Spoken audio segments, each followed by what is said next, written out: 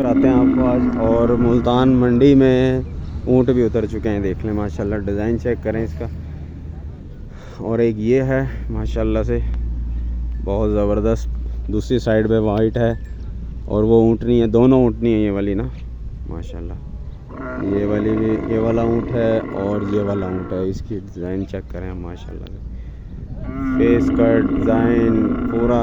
असल में इनके पाँव बांधे हुए हैं ताकि ये कहीं दूर ना जाएं। लाला अपने की मांग रहे हो, की मांग रहे हो इसका? 11 लाख। मुँह से 4 है, 4 दांत है, 6 दांत है भाई। 11 लाख रुपए डिमांड है भाई। मुल्तान मंडी में आए हैं आप लोग तो पुराने वाली जगह जहाँ पे जानवर बंधा करते थे, अब तो खैर सामने चले गए हैं। जिन भाइयों को पता है वो वाली मंडी के सामने ही अब ये माशाल्लाह से माल उतरा है और बहुत ज़बरदस्त माल उतारा है भाई इन लोगों ने। भारी हैं सारे माशाल्लाह, खूबसूरत, कलर के भी बड़े ज़बरदस्त हैं भाई।